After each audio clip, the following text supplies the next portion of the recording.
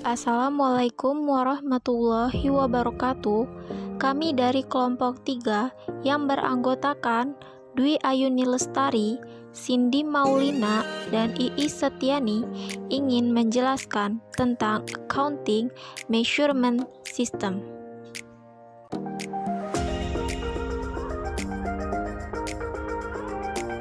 Pembahasan Accounting Measurement System yang pertama, Historical Cost Accounting, yang kedua Current Cost Accounting, yang ketiga Financial Capital versus Physical Capital, yang keempat Exit Price Accounting, dan yang kelima Value in Use versus Value in Exchange.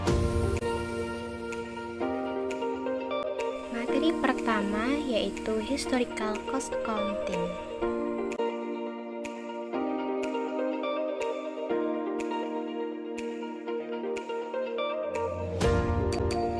Saya akan menjelaskan tentang 3 sistem utama pengukuran pendapatan dan modal, atau 3 main income and capital measurement system. Landasan dasar dalam memproses laporan keuangan mengalami sedikit perubahan semenjak ditemukannya sistem double entry oleh Pacioli. Setelah Wall Street jatuh pada 1929, sistem tradisional yang menggunakan biaya historis kembali diterapkan. Namun, pada akhir tahun 1930, penggunaannya tidak secara sistematis digunakan sebagai dasar utama dalam pengukuran, pencatatan, dan pelaporan transaksi ekonomi dalam suatu perusahaan. Di tahun 1960, kemudian muncul beberapa alternatif sistem pengukuran yang lain, yang kemudian terus dikembangkan untuk menggantikan sistem biaya historis. Yang pertama yaitu mengukur nilai terkini pada objek yang telah terpakai menggunakan sistem current buying price, atau kita kenal sebagai current cost accounting system. Dan yang kedua adalah menggunakan sistem current selling price atau sebagai exit price accounting system. Di tahun 1961, Edward N. Bell memperkenalkan sebuah sistem nilai terkini, yaitu current cost accounting system, yang ada pada bukunya The Theory and Measurement of Business Income. Sistem ini, sistem pertama yang menggunakan nilai fair value. Sistem yang kedua adalah menggunakan harga jual untuk mengukur objek, atau exit price accounting system.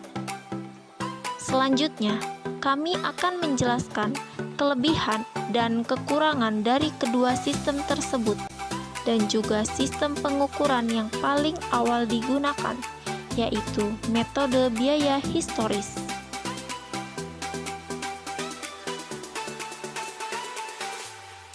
Matching of cost theory. Akuntan yang menganut biaya historis selalu melacak aliran biaya. Akuntan harus menentukan biaya yang mana yang cocok ditempatkan pada laporan laba rugi dan yang mana yang cocok ditempatkan pada neraca. Konsep ini mengarahkan para akuntan dalam memutuskan mana biaya atau cost dan mana beban atau expense. Biaya adalah pengeluaran yang belum terpakai atau unexpired, atau biaya yang dianggap akan memberi manfaat di masa yang akan datang, berupa aktiva. Contohnya adalah sewa dibayar di muka. Biaya ditempatkan dalam neraca, sedangkan beban pengeluaran atau biaya yang telah terpakai atau expired dan tidak dapat memberikan manfaat lagi di masa yang akan datang, misalnya adalah beban sewa. Beban ditempatkan pada laporan laba rugi. Alokasi biaya merupakan kunci utama dalam akuntansi konvensional. Kemudian ada modal dan keuntungan. Untuk menentukan profit berdasarkan biaya historis, perusahaan perlu menggunakan jumlah modal atau aset dikurang liabilitas awal periode operasi, yang mana seluruh aset dan liabilitasnya diukur dengan menggunakan biaya historis, dan income diperoleh dari mengurangkan modal di akhir periode dengan di awal periode. Dalam metode biaya historis, income menunjukkan pencapaian perusahaan pada periode tertentu. Expense menunjukkan usaha yang telah dikeluarkan berdasarkan biaya historis, dan profit menunjukkan keefektifan perusahaan dalam beroperasi. Profit merupakan hal yang terpenting dalam metode biaya historis.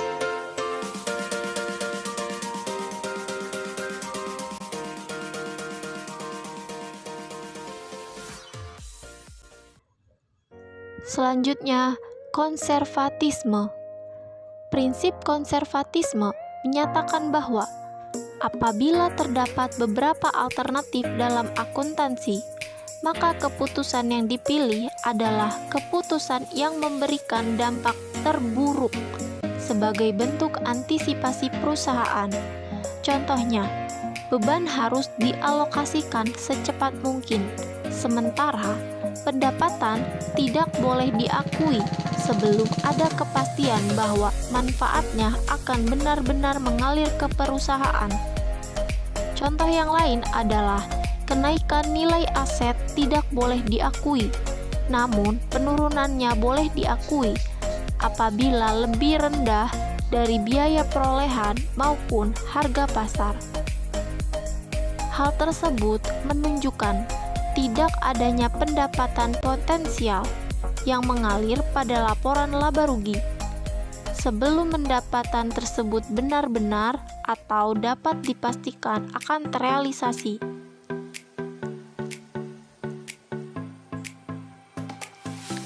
Pengukuran akuntansi biaya historis atau biaya historis accounting. Tujuannya dalam akuntansi, biaya historis menekankan pada hubungan kontrak antara perusahaan dan pihak yang menyediakan sumber informasi tersebut, dan manajemen bertanggung jawab atas penggunaan aset dalam operasi perusahaan dan dampaknya terhadap nilai bersih aset. Tanggung jawab manajemen tersebut dituangkan dalam bentuk laporan laba rugi. Kritik terhadap biaya historis menyatakan bahwa metode tersebut hanya memperhitungkan input yang berdasar pada biaya historis tanpa memperhatikan perubahan nilai dari aset dan liabilitas. Hal tersebut menyesatkan dan menghasilkan dividen yang tidak tepat, karena mungkin terdapat gain atau loss selama memiliki aset atau liabilitas. Dan ini harusnya diakui ketika mengevaluasi aset tersebut. Dalam biaya historis, gain atau loss tersebut tidak diakui sampai aset tersebut benar-benar terjual. Oleh karena itu, dalam biaya historis, menentukan nilai net residual value tidaklah penting.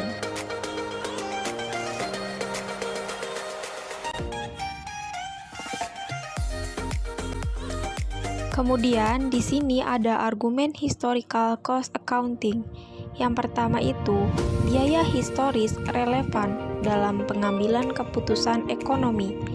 Yang kedua, biaya historis didasarkan atas transaksi yang aktual, bukan hanya dari transaksi yang terjadi.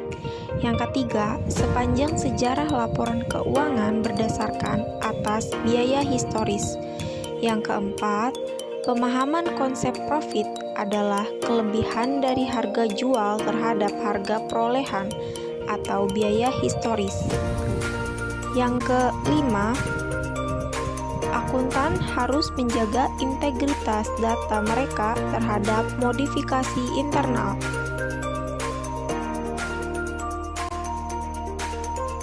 Bahasan yang kedua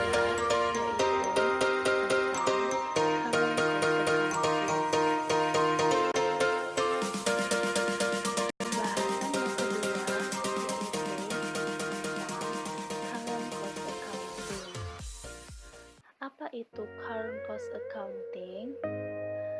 Current cost accounting adalah sistem akuntansi di mana aset dinilai berdasarkan nilai sekarang atau fair value dan profitnya berdasarkan pada nilai saat aset tersebut dibeli. Tujuan dari current cost accounting berdasarkan pada 3 asumsi, yaitu pertama, berapa nilai aset yang harus dimiliki pada waktu tertentu. Ini merupakan masalah ekspansi. Yang kedua, aset tersebut harusnya bentuknya apa? Ini merupakan masalah komposisi. Yang ketiga, bagaimana aset tersebut dibiayai? Ini merupakan masalah pembiayaan. Manajer membuat keputusan berdasarkan kepada ketiga asumsi tersebut. Caranya, melakukan evaluasi untuk dapat menentukan pengukuran. Untuk melakukan pengukuran, alat terbaik yang dapat dijadikan tolak ukur adalah perbandingan dengan historical cost, yaitu perbandingan nilai sekarang dengan nilai pada masa sebelumnya. Karena perbandingan evaluasi tersebut dirasa kurang akurat, dibutuhkan data tambahan yaitu nilai sekarang berdasarkan pasar dan ekspektasi terhadap kejadian di masa mendatang. Jadi, nilai historis dijadikan sebagai fungsi evaluasi, sedangkan nilai aktual dan ekspektasi masa depan dijadikan sebagai fungsi pengambilan keputusan.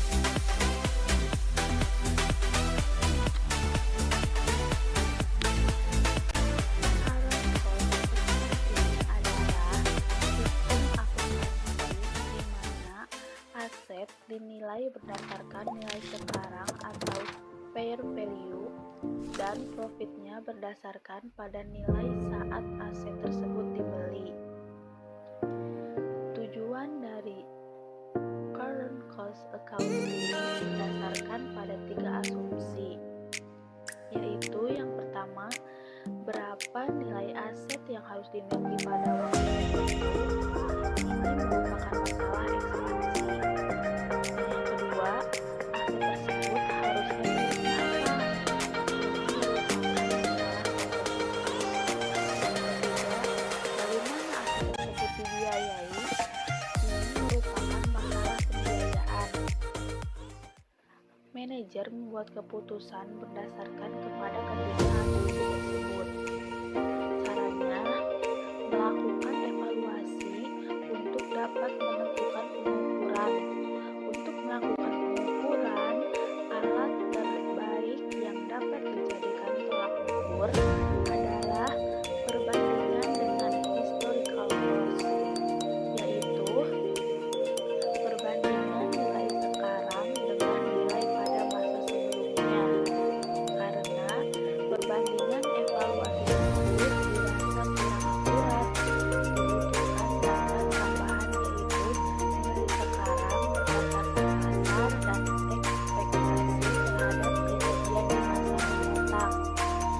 Jadi, nilai historis dijadikan sebagai fungsi evaluasi, sedangkan nilai aktual dan ekspektasi masa depan dijadikan sebagai fungsi pengambilan keputusan.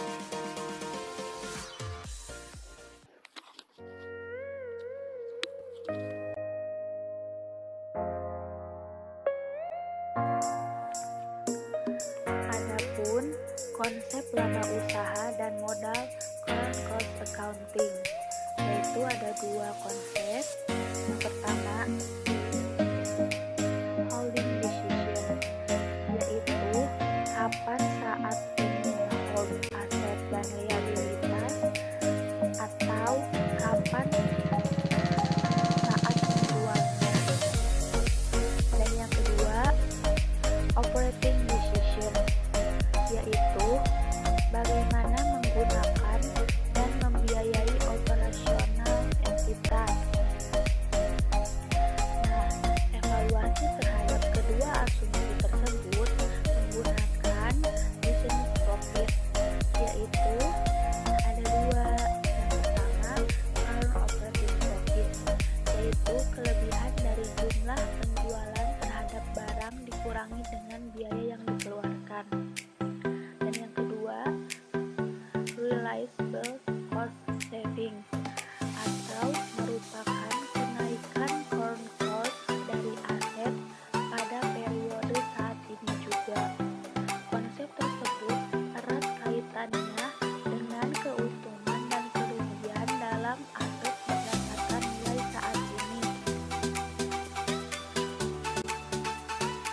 yang ketiga mengenai financial capital versus physical capital.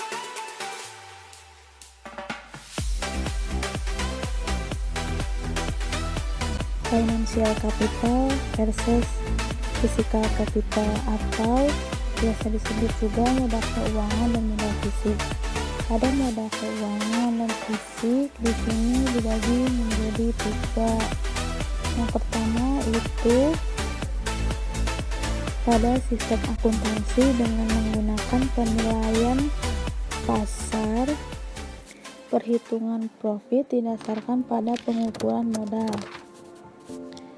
Dan yang kedua itu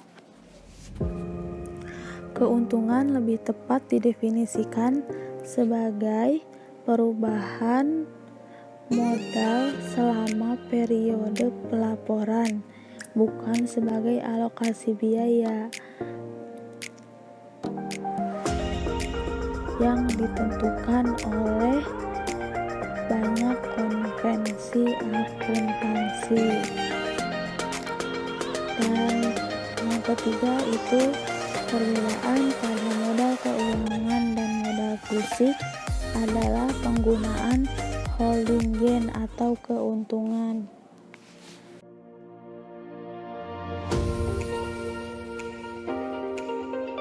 Adapun perbedaan financial capital dan physical capital itu yang pertama, financial capital memasukkan holding gain atau loss atau keuntungan kerugian apabila terjadi perubahan harga pada aset laporan laba.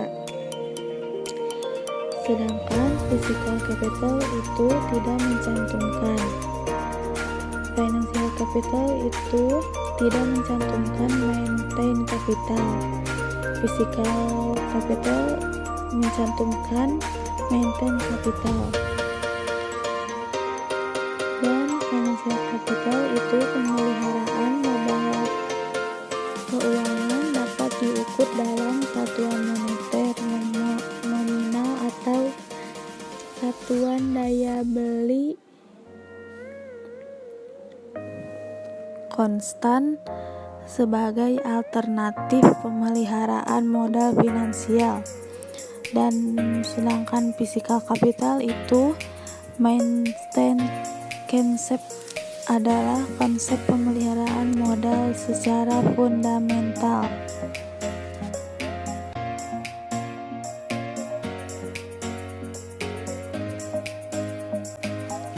Selanjutnya ada fitur utama sistem kapasitas fisik. Ini dibagi menjadi 5 poin. Yang pertama itu capital maintenance. Capital maintenance adalah konsep akuntansi didasarkan pada prinsip bahwa pendapatan hanya diakui setelah modal telah dipertahankan. Pemeliharaan modal telah dicapai jika jumlah modal perusahaan pada akhir periode tidak berubah dari sejak awal periode. Apabila terdapat jumlah yang berlebih, maka diperlakukan sebagai keuntungan. Yang kedua itu non-moneter item. Non-moneter item itu berpengaruh terhadap keadaan sekitar, sehingga dibutuhkan penyesuaian pada mata uangnya, sehingga pengukuran berdasarkan pada nilai kini itu berasal dari harga perolehan masa kini, indeks spesifik karena tidak ada harga pasarannya, dan untuk spesifik atau untuk digantikan. Lalu yang nomor 3 itu item moneter dan loan capital. Item moneter dan loan capital itu merupakan aktiva yang mempunyai klaim untuk menerima sejumlah manfaat mata uang atau rupiah dan dolar di masa mendatang tanpa memperhatikan perubahan keadaan ekonomi dan daya beli masyarakat seperti inflasi. Pengukuran moneter item berdasarkan pada nilai historical cost item kebanyakan berasal dari kreditur, debitur, kas, pembayaran di muka, dan cerukan bank.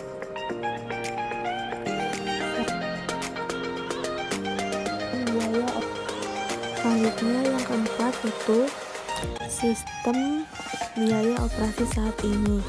Para pendukung historical cost berpendapat bahwa nilai masa kini tidak objektif karena kebanyakan kasus nilai masa kini penggunaannya tidak berdasarkan pada transaksi aktual yang perusahaan lakukan.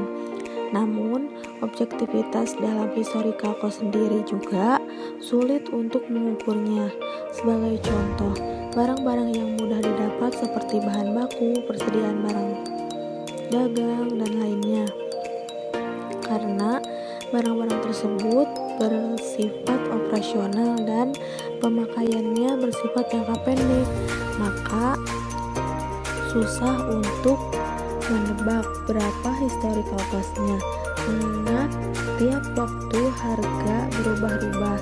Dibutuhkan sistem current cost atau nilai kini untuk mengukurnya agar lebih objektif. Selanjutnya yang terakhir itu aset non-moneter dibeli dan dijual kembali di pasar yang sama. Para pendukung historical cost berpendapat bahwa nilai masa kini melanggar konservatisme prinsip yang menyatakan bahwa keuntungan diakui pada saat aset non-moneter dijual. Pendukung current cost berpendapat juga bahwa unrealized holding gain menunjukkan adanya fenomena pergerakan nilai aset yang terjadi pada waktu tersebut, sehingga harus diakui apabila memiliki bukti yang cukup kuat.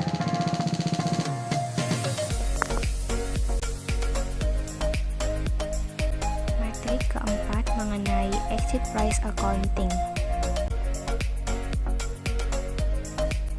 Selanjutnya yaitu exit price accounting. Exit price accounting adalah suatu sistem akuntansi yang menggunakan harga jual pasar untuk mengukur laporan keuangan perusahaan dan performa kinerja perusahaan. Selanjutnya ada argumen untuk exit price accounting. Yang pertama, memberikan informasi yang berguna. Perusahaan bisnis yang dimiliki langsung oleh orang atau mitra kelompok kecil harus menyiapkan laporan keuangan untuk pemilik dan kreditur. Selain itu juga harus memberikan informasi yang relevan sehingga dapat dipercaya. Yang kedua ada addivitas atau additivity. Chambers mempertimbangkan masalah aditif menjadi faktor kunci dalam mendukung akuntansi. Sistem akuntansi laporan keuangan sering terdapat neraca dan laporan laba rugi. Selain itu juga ada alokasi. Thomas mengeluhkan kenyataan bahwa sistem akuntansi biaya historis dan arus sangat bergantung pada alokasi exit price. Yang keempat ada kenyataan atau realitas.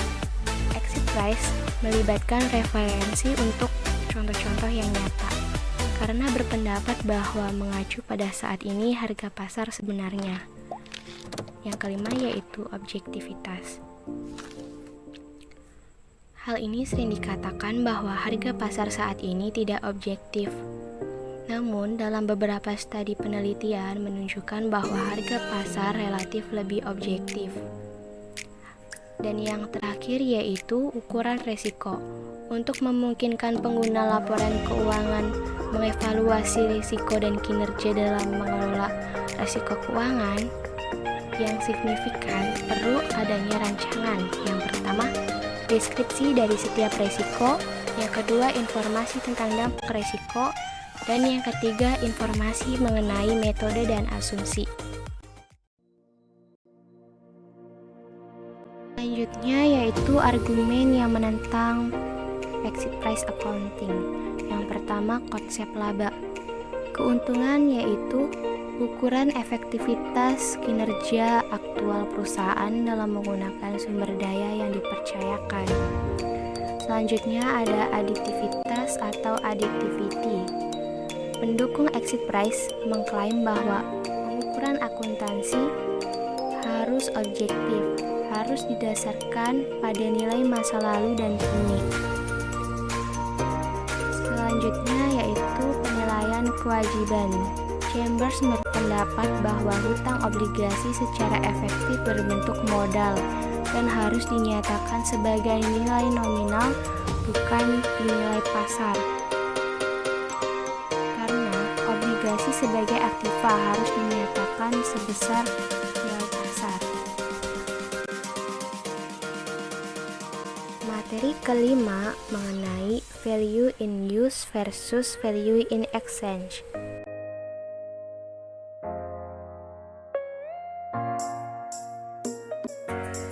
Value in use versus value in exchange.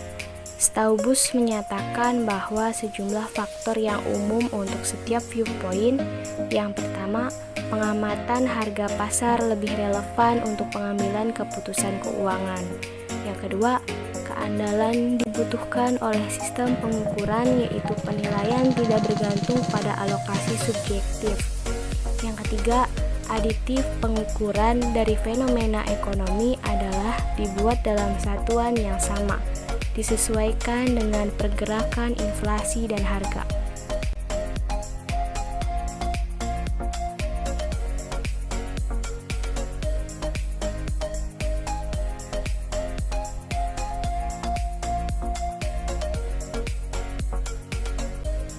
Perbedaan value in use versus value in exchange.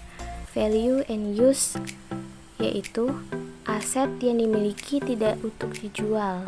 Yang kedua, tidak semua aset dapat dijual secara terpisah.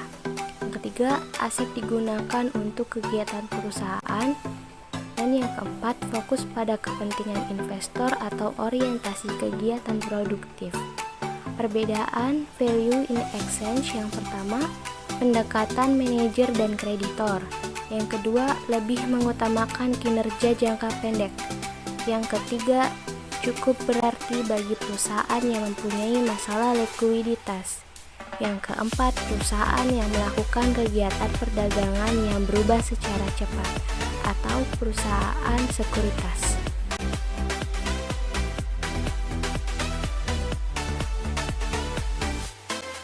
Sekian presentasi dari kelompok kami, kurang lebihnya mohon maaf. Wassalamualaikum warahmatullahi wabarakatuh.